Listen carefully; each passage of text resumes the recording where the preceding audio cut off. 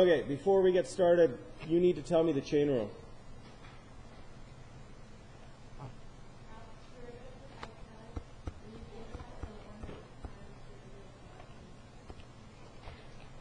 Okay. So what we're going to do now is use the chain rule again, but probably in a way that you're not used to. Oops. Wrong button.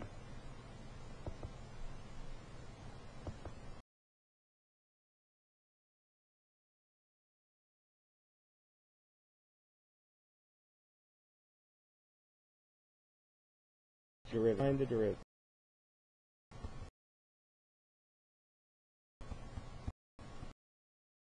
Find the derivative.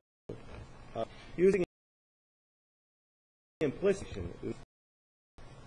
So what we're going to do is this is really just getting at, can you use the chain rule? So it's bracket y bracket to the power of 2 equals bracket x bracket to the power of 1. Now I'm going to do this very not old school, but I'm going to do this very slowly and assume that we don't know anything from earlier days. Okay, we're going to pretend that the only rule we know is we're going to use the power rule here. So on the right-hand side, what is the derivative of x to the power of 1? 1, x to the power of 0, that's the derivative of the outside, times the derivative of the inside. Well, the derivative of the inside is, I'm going to get really technical, it's 1. Because this cancels down and is in fact 1. Okay? Because what we're saying is how fast does x change with respect to x? 1, because it's x and x, yeah. On the left-hand side, y squared, what's the derivative of y?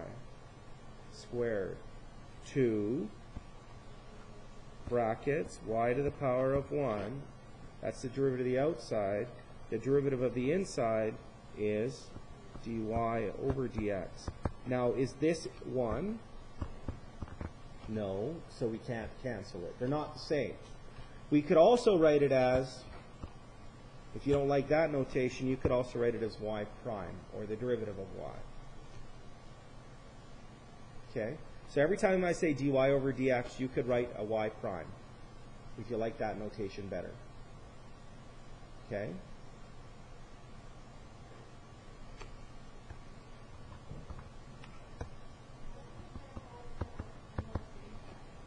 Well, the outside is just the power of 2 being dealt with. It's because you're taking the derivative of y with respect to x. All we're asking you to do is you've got this curve, and we're going to draw a little tiny tangent line, and the rise is dy, and the run is dx. So if I talk about the slope of this line, it's the little change in y over the little change in x.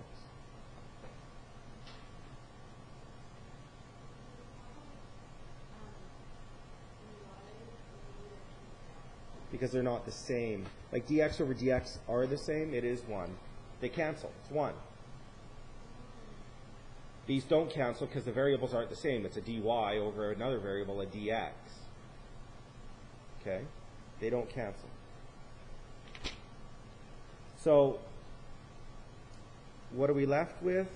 Well, we're going to solve this for the gray scribbles. So we're going to take the 2y over to the other side of the equation, and you're left with 1 over 2y. So the slope anywhere is 1 over 2y. So you're thinking to yourself, whoa, that's kind of weird, is it not? Because most of the times when we've done slope calculations, we've had f of x equals, or f prime of x equals with a whole bunch of x's in it. Yes or no? Okay. So at the point 4, 2, the slope is 1 over 2 times 2. It's 1 over 4. We agree with that? Okay. We're going to hit the pause button. I'm going to go to Never Never Land. I'm going to ask you to not write this down and just watch for a second. Okay, so tell me when you got all that down so I can flip to Never Never Land.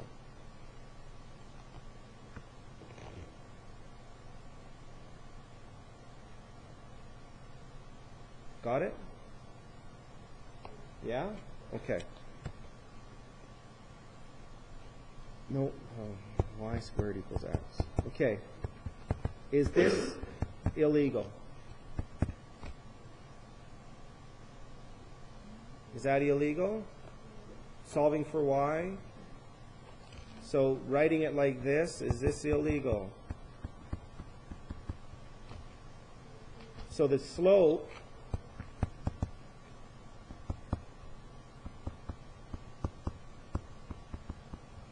is that. Is that illegal? So when x is 4, our slope is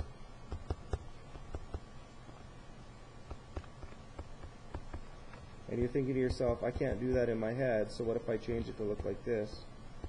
What's the square root of 4? 2.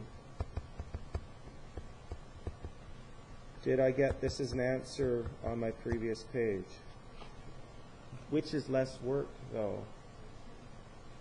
This one? So the method of implicit derivatives takes the whole process of solving for y out of the question. Whoops.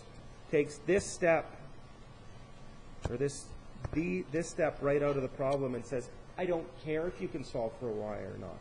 All you have to do is be able to take its derivative. That's why we need implicit derivatives, because sometimes, and you're looking at it, sometimes it's really hard to solve for y. Try and solve that for y. Get back to me when you can. You can't. It's impossible to solve for y. Yeah.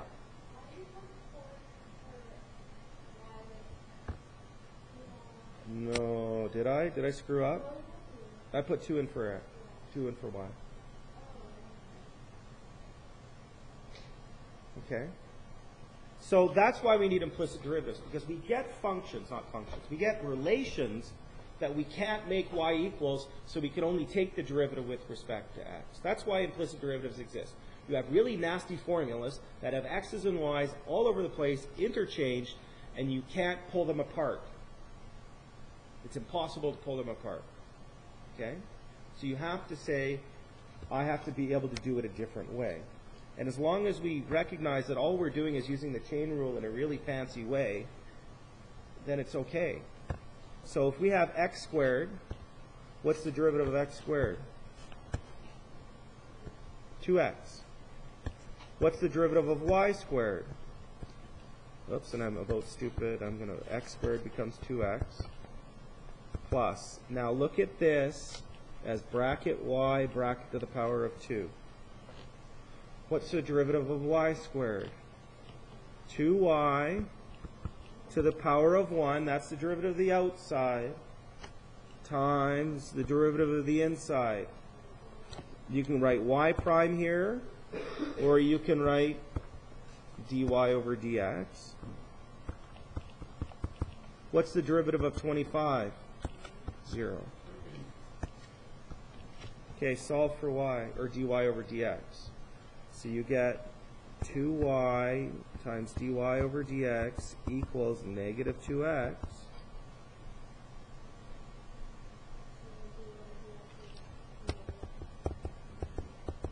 Is negative x over y. So you can tell me the slope by substituting in 3 for x and negative 4 for y.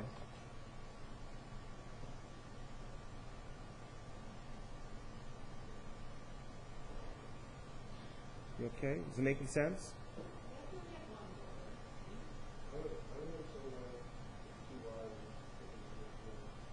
It isn't different. Okay, so what you're saying, just a sec.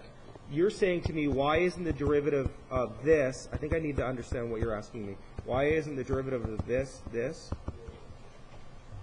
Okay, it's because you're missing one little thing. When you take the derivative of x squared, you're actually putting a dx over dx here. You're taking the derivative of x with respect to x. And then right here, you're taking the derivative of y with respect to x. And we're so programmed from the power rule from before that we never even talk about this. We don't. When I talked about the power rule, I didn't even use that term, did I?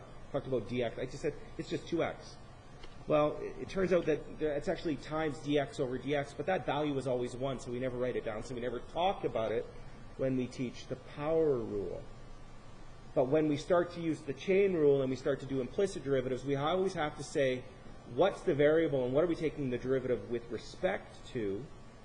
Because it's not always 0, because that leaves us little bits of pieces that we need to consider. Okay? So it gets really kind of funky, and this is what eventually you could have, just that. And I could say take the derivative with respect to time. This is three-dimensional graphing now. So if I take a particle and I fire it in space, so I need to tell it's about its x coordinate, its y coordinate, and its z coordinate. And I want to know where that particle is with respect to time. It's going to look like this.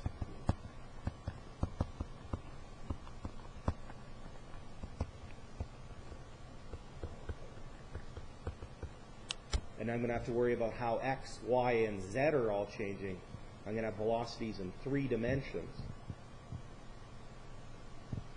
So you have to just be aware of, you take the derivative like normal, but when you are at the end, you have to say, what's the variable I'm working with, and with respect to who? And I didn't get it quite so much in first year, so all I did was program myself. When I was doing the derivative, I was like, okay, I just got to remember to put a dy over dx at the end of when I'm taking the derivative of y, when I'm ever working with a y. So if I'm working with something that looks like this, I go, okay, what's the derivative of x? 1. What's the derivative of y? Okay, I use the power rule. And then I got to go, right, I just got to put that down. I'm going to program myself to put that down. Until you have that in the back of your mind that all I'm doing is taking the derivative of y with respect to x, because y is a function of x.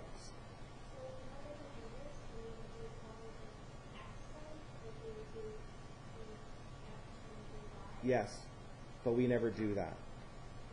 I don't know. We just don't.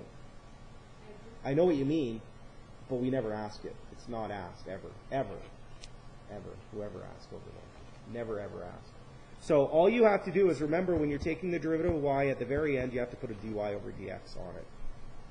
That's just a memory thing. That's not why it works. That's a nice way to do it so you never screw it up. What you have to remember is it's just the chain rule. Okay? Most people don't like the dy over dx. My entire other class said, Mr. Epp, I don't like that at all. So I said, fine, put a y prime there. It's the same thing. That's the problem with it. Y to the power of 1 and y prime look kind of the same. So you have to be careful. Like I write y to the power of 1's like that, and I write my y primes like that. Could you see that being a problem in university if you don't have a marker that looks very carefully at how you write it? That could be a potential. Well, you guess you could. Yeah, I guess that would be the point. Yeah. Okay. Are we clearer with that? What's going on there? Yeah? It's just the inside of y. That's all it is. Okay, so let's do this one. What's the derivative of x squared? Oh, this one's nasty. I'm going to put some brackets. I'm going to do some highlighting. This part is nasty. Now you're thinking to yourself, why is he saying that's nasty? Product rule, good. PR for that part. So derivative of x squared, 2x, minus, okay, Product rule, open a bracket, derivative of the first, 1 times the second, y, plus the derivative of the second, y prime or dy over dx, times the first, x. So we've done the product rule. Do you want me to write what u and v were down so you can look at it later or no? Or saying it out loud is enough for you now?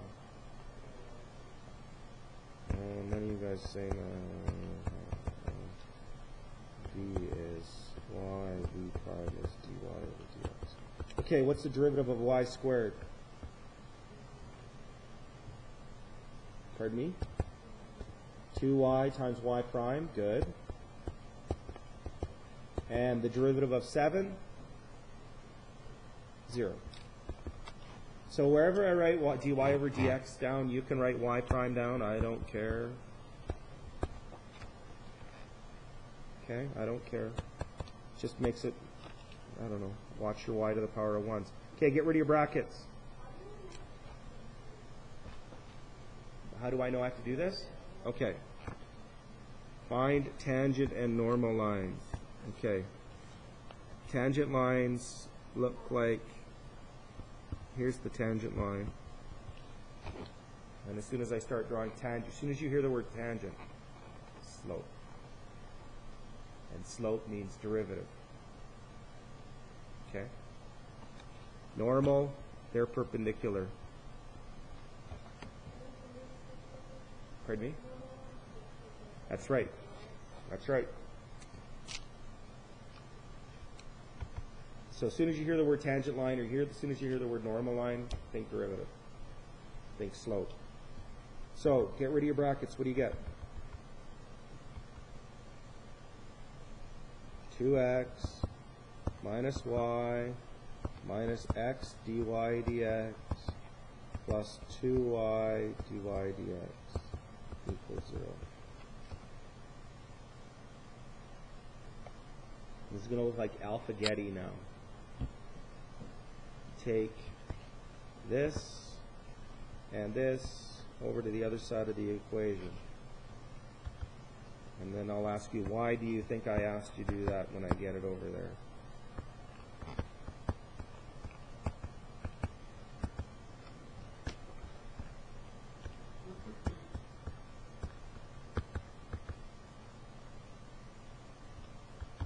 Take a look at why I might have done that.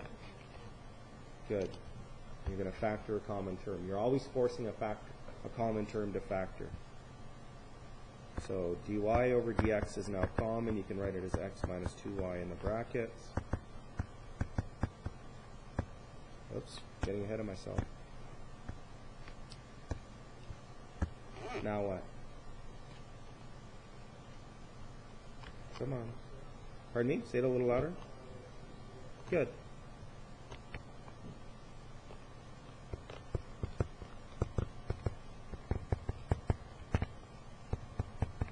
So now you know the slope. Because you can put in, is it 1 for x? Or negative 1 in for x? Negative 1 in for x? 2 in for y?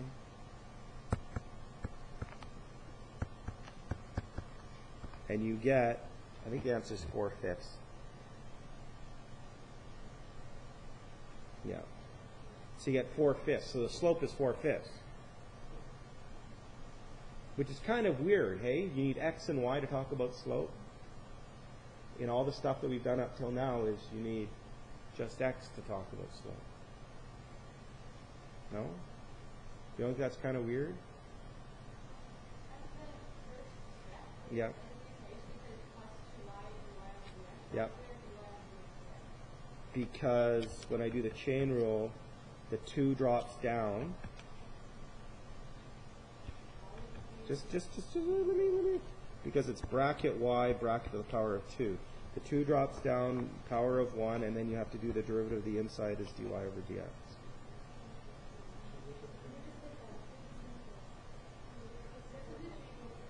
Yes. Because dx over dx is 1. You have to accept. I know it's weird. Flip the page. Well, okay. Okay. Oops, went too far.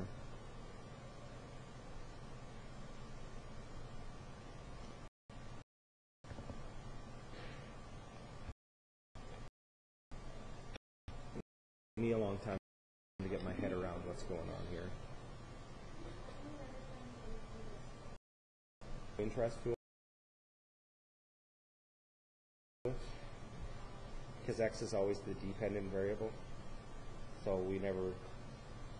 If you wanted me to find the derivative of the inverse, I would just find the. What would I do? I just switch x and y and solve for y and then take its derivative. I don't know. I think you should do a final project on that. That'd be cool. Write it up. No, seriously. I've never even thought about it. That's why I don't know. Okay, ready? Next page. Okay, we're going to skip 4. I'm not a big fan of it. It's alright, but whatever. So, find dy over dx if a, oops. So, we've got an x sine y. X times a sine y. What rule are we going to use? Chain rule and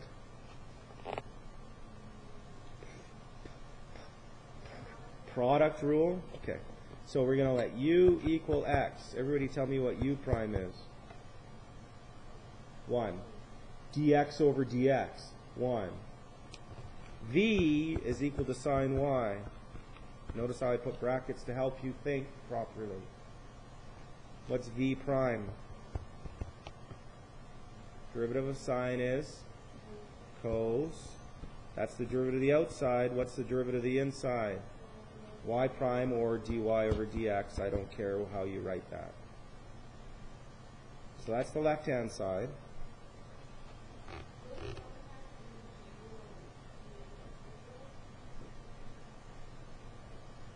I need to understand what you mean. What do you...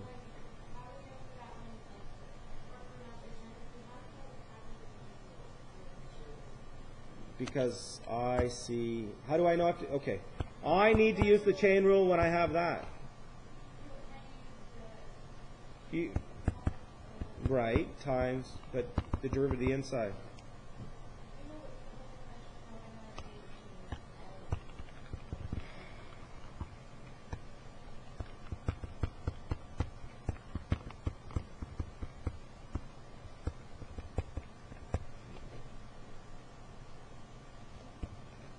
And that's 1. You're always using the chain rule. You just don't do it sometimes because the answer is trivial.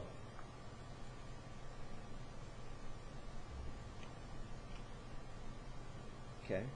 You don't tend to, we don't do this because it's dumb. We only do it when we have things that...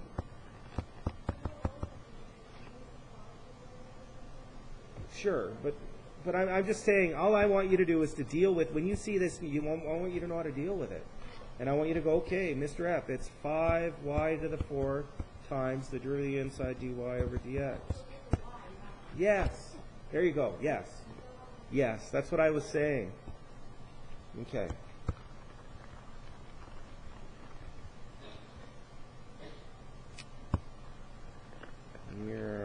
Okay, where were we? We were putting it together. So the derivative of the first times the second. Derivative of the first times the second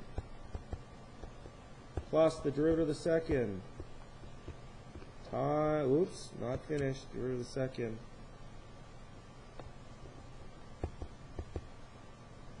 Derivative of the second times the first.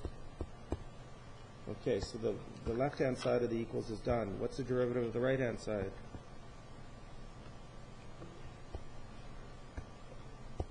What's your cos? Negative sine. Now what's the derivative of the inside? 1 plus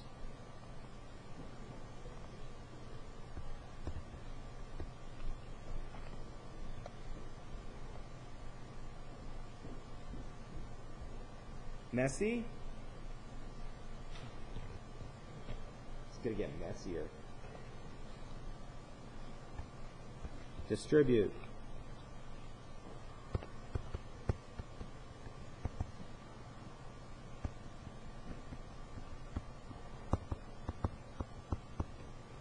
So negative sine x plus y times 1 is negative sine x plus y. Negative sine x plus y times dy over dx is negative sine x plus y times dy over dx.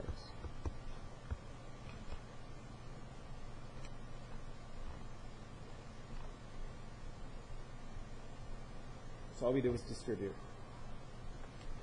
Yummy. All of the yellow underlined terms need to be on one side of the equation. Do you want to go to the left with them or to the right?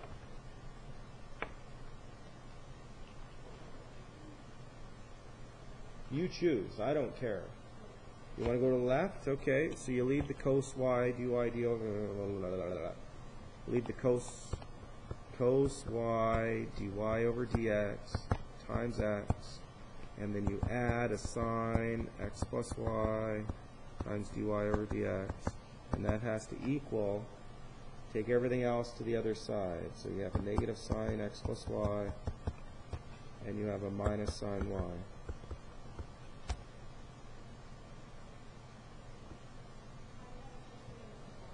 Pardon me? All I want to do is move the stuff that has the terms that have the dy over dx to one side, because then I can factor it because it's common. That's all you're trying to do here is once you've got the dy over dx appearing, is to force everything to one side and factor what's common. It's almost like, remember all that inverses stuff that we did in Math 12? That's the same thing. We switched x and y and we solved for y. I forced you to collect everything with a y to one side so you could factor it because it would be common. Same thing.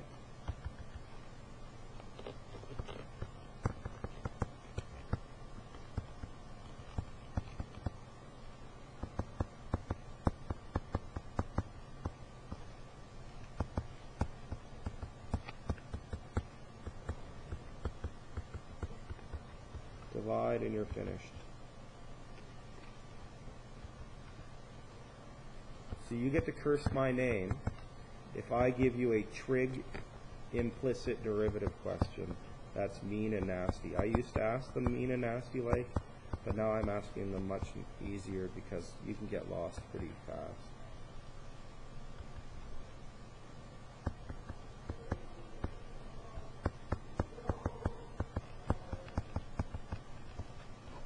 Yucky. Yeah? No, I would never ask you to simplify this. I would never ask you anything quite this difficult on your test.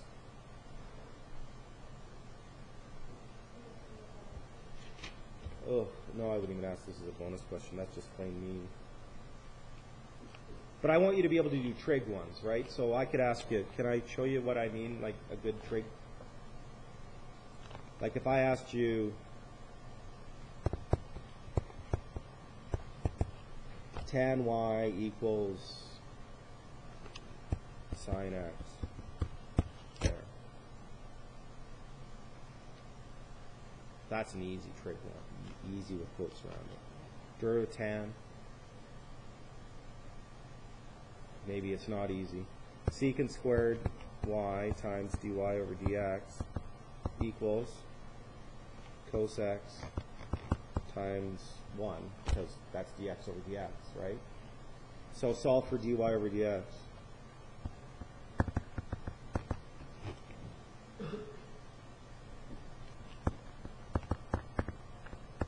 And you're finished. So, tough? Not really. Compared to the other one? Is this hard? You guys going to respond at least a little bit? Is that better? Yeah. Less confusing? Yes. Okay. Yeah, I'll give you one. It's blue. It's got skulls and crossbones on it. It's very cool. It's like gold. Actually, you should put it on yellow paper because it's like money.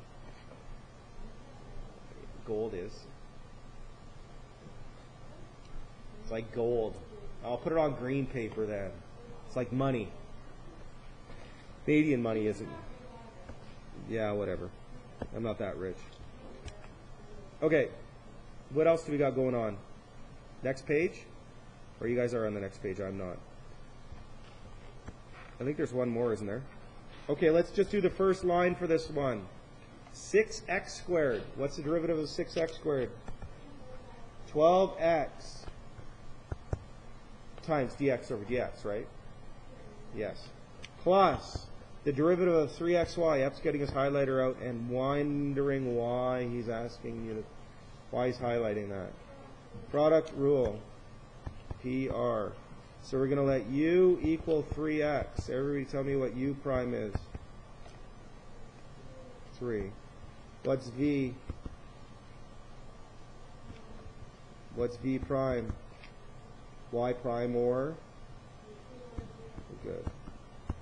So you go, oh, derivative of the first times the second plus the derivative of the second times the first. So that one's done. Yay! We'll even highlight it in yellow so you can follow along at home. Okay, why is he highlighting the next one in teal? Product rule again.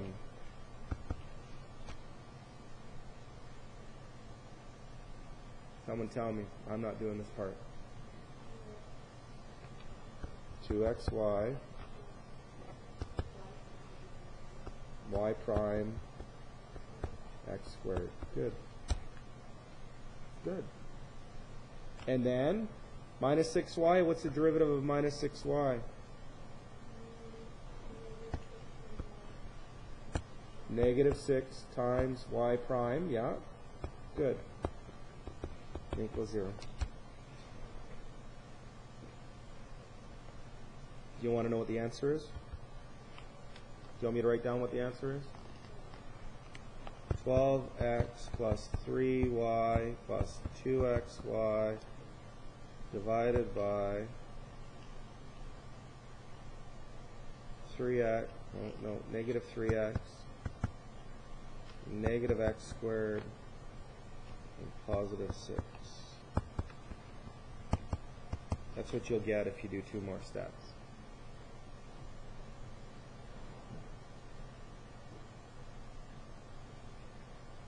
Yeah?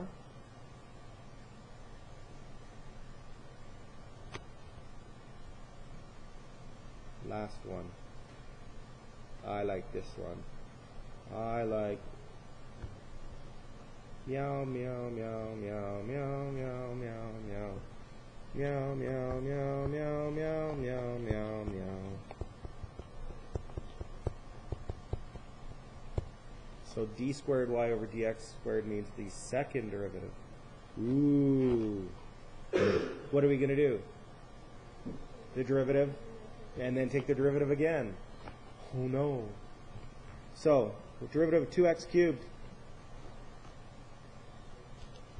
6x squared. Derivative of negative 3y squared.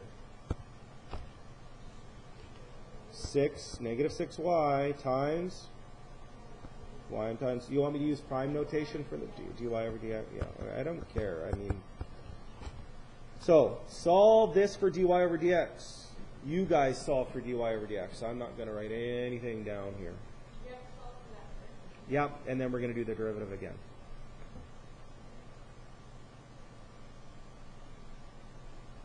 Someone want to give me an answer? 6x squared over. Good. It's just, so what you should have on your page is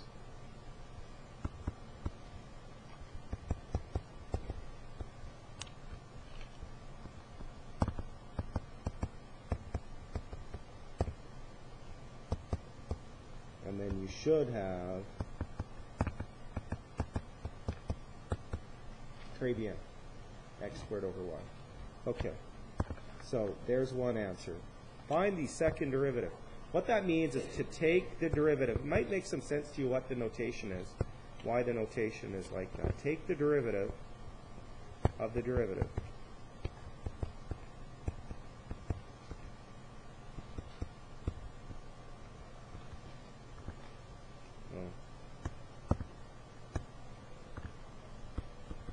Because d times d is d squared, really bad algebra. Dx times dx is dx squared. Really bad algebra. Really bad algebra. The third one? Yeah, you just put 3's here. Okay, how are we going to find the derivative of the right-hand side? Good, quotient rule, draw to the top. Come on, draw to the top. 2x times the bottom times draw to the top times the bottom minus the derivative of the bottom.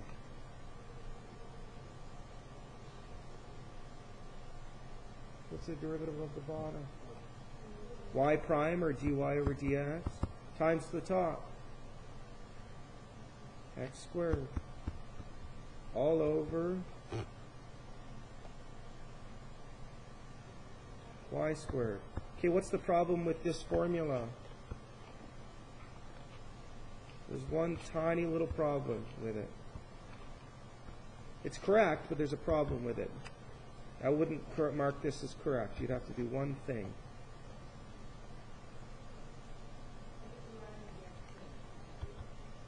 Pardon me? The y no, but I do like you're talking about the y prime or the dy over dx. I don't want it in the formula. What can I do?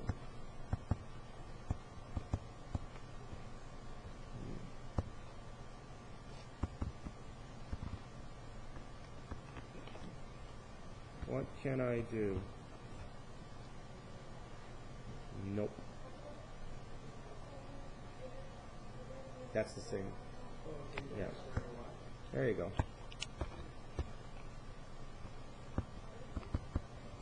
You're just putting x squared over y in because we don't want a y prime there. Get rid of the y prime. You don't want it in your formula. You only want x's and y's in your formula. So that's why we just take out the y prime and we put in x squared over y. And then if you flip to the back of the book, they write the answer like this. Teaching. Call later.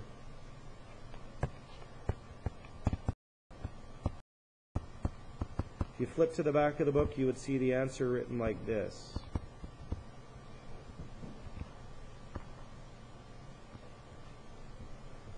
I'll leave that for you to think about why that's the same thing.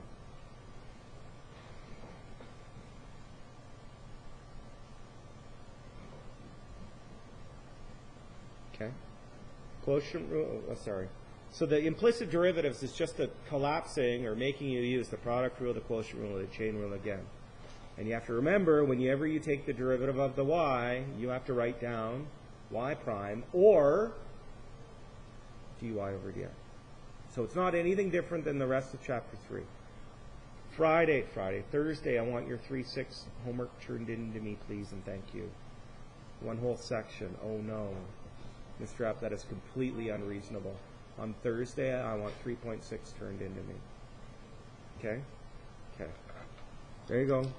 That's all. Sure, it has to do with common denominators. So I have d squared y over dx squared, and I had, what did it, tell me what I had.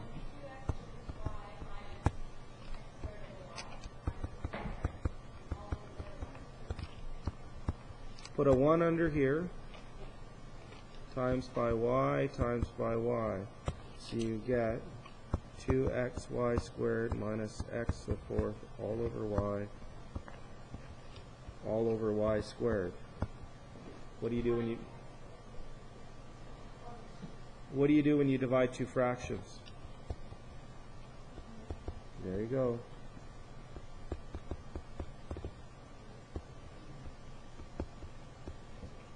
And you get 1 over y to the, so you get y cubed in the denominator. Yeah. Yeah, it's common denominator minusing. Okay, there. If you are rewriting your Chapter 2 test or your first half of your Chapter 3 test, corrections need to be shown to me tomorrow morning, yes?